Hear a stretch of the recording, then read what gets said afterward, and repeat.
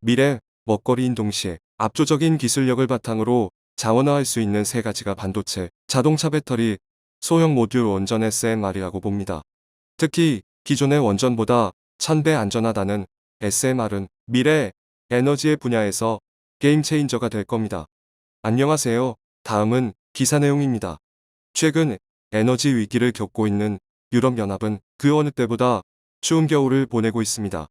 러시아와 우크라이나 갈등 상황으로 인해 천연가스 가격이 급변동하면서 단기간에 3배에서 5배 가량 가격이 급상승했기 때문입니다. 유럽은 전체 가스 사용량의 40%가량을 러시아에게 의존하고 있기에 지정학적 이유로 원자재 가격이 급상승하게 되면 천연가스를 원료로 가동하는 공장과 같은 제조시설에게 영향을 주게 돼 공산품 가격부터 서비스 비용 등 모든 비용이 연쇄적으로 증가하게 되어 사회 전체적으로 인플레이션이 가중되고 있습니다.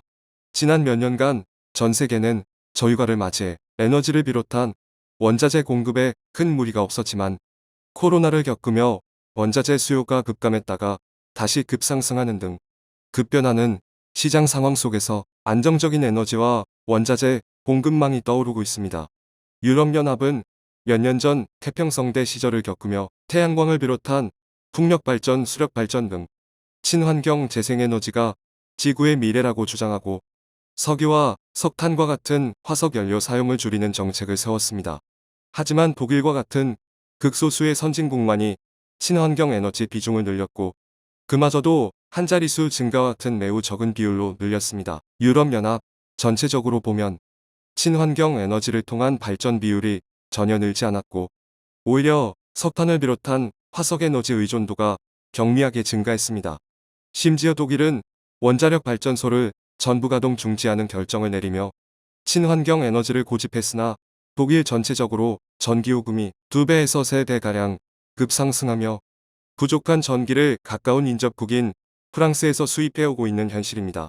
그런데 놀라운 것은 프랑스의 발전량 중 70% 이상이 원자력 발전소에서 나와 독일의 원자력 발전소 중지 정책이 실효성이 있는가라는 주장이 유럽 내부에서 제기되고 있습니다.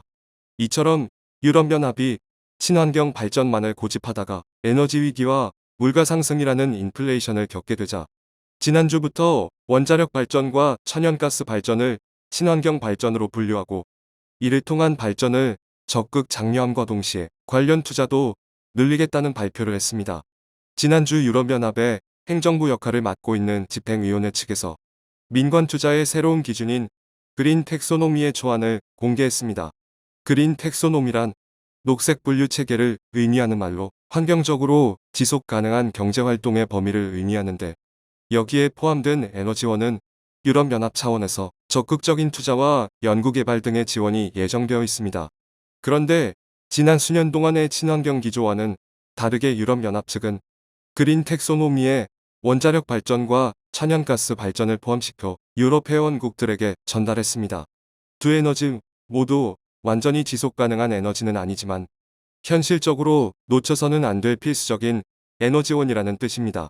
이어서 2050년까지 원자력 에너지에 대해 유럽연합 차원에서 680조 원의 거금을 투자하겠다며 관련 산업의 부흥을 예고하고 있습니다. 이런 결정에 과거 유럽의 정책 기조에 따라 탈원전과 같은 원자력 에너지를 배제했던 독일이 크게 반발하고 나섰습니다. 과거 유럽 집행부의 말만 믿고 친환경을 키웠는데 전기료만 높아지고 주변국인 프랑스에게 전기를 수입하는 꼴이 되었다는 것입니다. 그런데 반대로 프랑스는 이번 결정에 크게 찬성하고 있는 상황입니다. 원자력 발전으로 전체 발전량의 70%를 만들어내는 프랑스는 유럽연합 차원에서 원자력을 인정하게 되면 자신들이 수출할 수 있는 시장이 커지기에 막대한 이익을 창출해낼 수 있다는 계산이 깔려있는 것입니다. 실제로 프랑스는 체코와 폴란드 등 원전을 계획 중인 국가에게 적극적으로 사업 계획을 설명하며 원전 수주를 위해 노력 중인 상황인데요. 가동 수명이 60년으로 알려진 프랑스의 EPR 원전을 4기에서 6기 등 다양한 방식으로 공급하겠다고 밝히며 원전의 설계와 건설부터 운전과 유지 관리까지 대부분의 과정을 프랑스 전력공사가 담당한다는 계획입니다. 프랑스가 제시한 사업 비용은 4기를 건설했을 경우 약 47조 원, 6기를 건설했을 경우 70조 원이 필요합니다. 프랑스 전력공사는 폴란드 현지에 사무실과 모델하우스 시공 등 구체적인 계획을 언급하며 본격적인 수주전에 뛰어들고 있지만 최근 예상치 못한 악재가 생겼습니다. 최근 프랑스 원자력 발전소에서 연이은 결함이 드러나 가동 중단에 들어갔다는 보도가 나오고 있습니다. 프랑스 원자력 안전연구소는 프랑스 서부 펠리 발전소의 원자로의 핵심 시설인 노심 부근에서 용접 결함이 발견됐다고 발표했습니다. 불량 지점은 비상 냉각 시스템이 위치해 있으며 해당 부분의 결함으로 원자로를 제때 시켜주지 못하면 연료봉에 과열되어 노심이 녹게 돼 지구서에 남을 만한 원자력 사고로 기록될 수 있는 수준입니다. 그런데 문제는 이뿐만이 아닙니다. 프랑스 원전에서는 지난해 연말부터 비슷한 용접 결함 문제가 반복되며 프랑스 중부지방 원전에서도 비슷한 균열이 발견된 것입니다. 프랑스 전력공사 측은 북동부 아르덴 지역의 원자로들도 정밀 진단 후 가동을 중지하기로 결정한 상황이며 현재까지 5기의 프랑스 원자로가 가동이 중단된 후 정밀 검사를 받고 있는 상황입니다. 프랑스 전국적으로 지어진 원자력 발전소에서 이런 치명적인 결함이 나왔다는 것은 설계 단계에서부터 중대한 문제가 있는 것이 아니냐는 우려가 제기되는 가운데 프랑스 원자력 발전소에 대한 안정성 문제가 지속적으로 거론되고 있습니다. 실제로 프랑스 원전은 중대한 사고를 낸 적이 수차례 있기 때문입니다. 첫 번째로 1969년 프랑스 생모랑데오 원전에서 우라늄 연료봉이 녹아내리는 멜트다운 사고가 난 적이 있었으며 1980년 같은 지역에서 연료봉의 손상으로 과열로 녹아내려 원자로가 정지되는 일이 있었습니다. 당시에 프랑스 원자력청은 프랑스 원전 역사 최악의 사고라 칭하며 두 번 다시 이런 일이 없도록 하겠다 말했지만 비슷한 일은 반복됐습니다. 2011년 9월 12일 프랑스 남쪽 르가르 지방의 원전 원자로 내부에서 큰 폭발이 있었으며 이 사고로 프랑스 전력공사 측은 방사능 누출은 없다고 주장했으나 단 3일 만인 9월 15일에 일부 방사능이 누출됐을 가능성이 있다고 인정하는 등 태도를 바꿨습니다.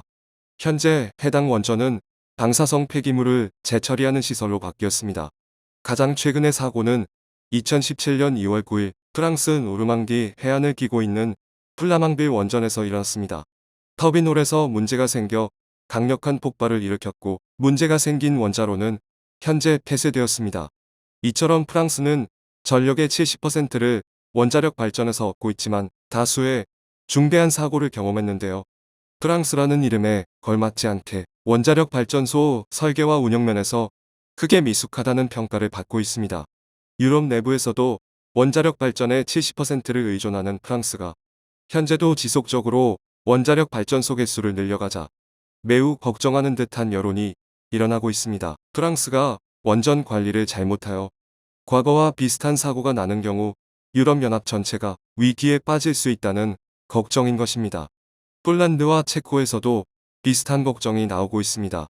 프랑스가 주장하는 원자력 발전소 건설 방식은 저렴하지만 안정성에서만큼은 부족하다는 평가를 받으며 새로운 대안이 필요하다는 주장이 나오고 있습니다.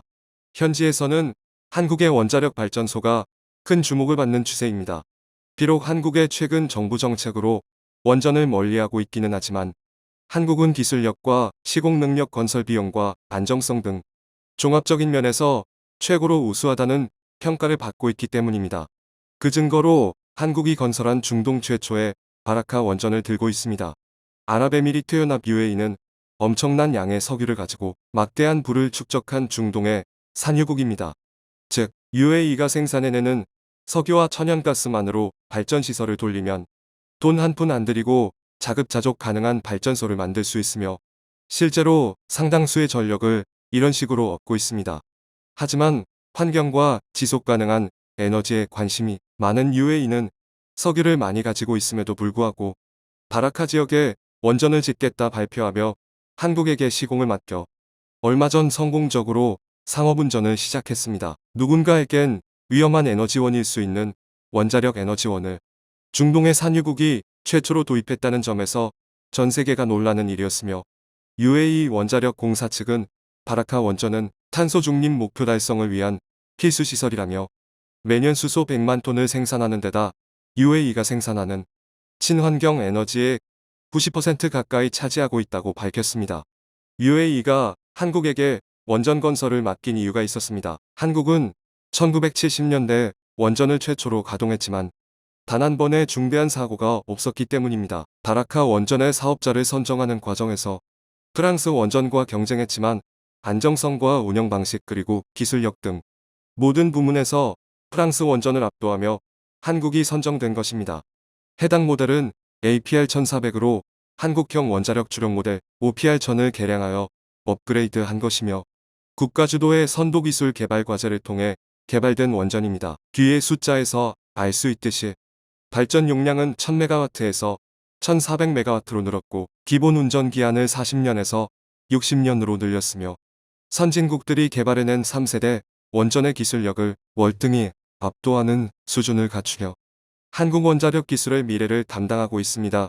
특히 한국의 원전은 미국 원자력위원회로부터 설계 인증을 받아 세계 최고의 안전성을 입증받았으며 유럽 수출을 위해 개량한 모델인 EUAPR이 유럽연합 사업자 협의회에서 사업자 요건을 충족시키며 심사를 통과했습니다. 즉 원전 인증 양대산맥인 미국과 유럽연합에서 모두 심사와 인증을 받아 세계 최고의 기술력을 인정받았다는 것으로 미국, 프랑스, 러시아와 함께 본격적인 원자력 수출국으로 떠오를 준비가 된 상황입니다. 한국은 이런 막강한 기술력과 안정성을 바탕으로 폴란드와 체코 원전 수주 사업에 뛰어들었습니다. 그동안 폴란드와 체코에서 1순위 사업 대상자는 프랑스 원전이었지만 최근 프랑스 원전의 안정성이 다시 대두되며 가장 안전하면서도 저렴한 원전으로 가자는 목소리가 나오기 시작했고 이에 한국의 원전이 주목받는 상황입니다. 한국 말고도 러시아와 미국도 있지만 러시아는 우크라이나를 비롯한 유럽연합 전체와 갈등을 빚고 있어 더 이상 유럽은 러시아에게 에너지 패권을 내주지 않으려는 상황이며 미국은 현재까지 사업계획서를 내지 않고 있는 것으로 파악돼 이번에도 사실상 한국과 프랑스 두 곳이 경쟁하는 분위기입니다. 한국은 다른 경쟁국들보다 최소 30% 저렴한 가격을 제시하고 있으며 60년의 운전기간 동안 유지보수 관리 비용으로 장기적인 이익을 노리고 있는 것으로 보입니다.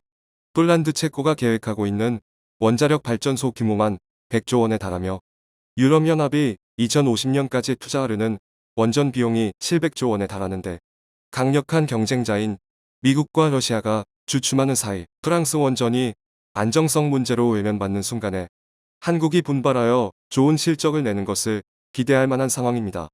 2022년 올해 안으로 사업자 선정이 완료될 것으로 보이는 가운데 이번 원전 사업은 시작일 뿐이고 유럽연합이 친환경 에너지에 원전을 포함시켜 수백조 원 시장이 열렸기에 아직 엄청나게 많은 기회들이 남아있다고 보여집니다. 특히 아무리 훌륭한 원전 업체라고 해도 건설과 관리 감독할 수 있는 원전의 개수에 한계가 있기 때문에 전문가들은 유럽 내 원전 시장은 결과적으로 한국과 미국, 프랑스 3개국이 나누어 수주할 것으로 분석하고 있습니다.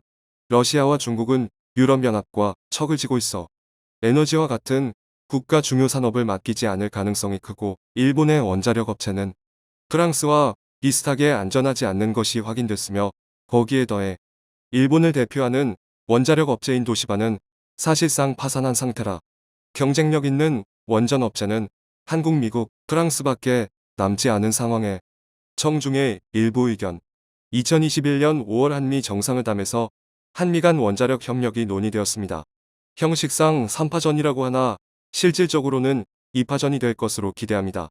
인류의 영원한 존재와 공영을 위하여 원전은 철저히 기술 자격을 보유한 국가만 건설 운영하도록 국제 표준을 만들어야 합니다. 즉 한국과 미국의 소형 원자로만이 그 해답입니다.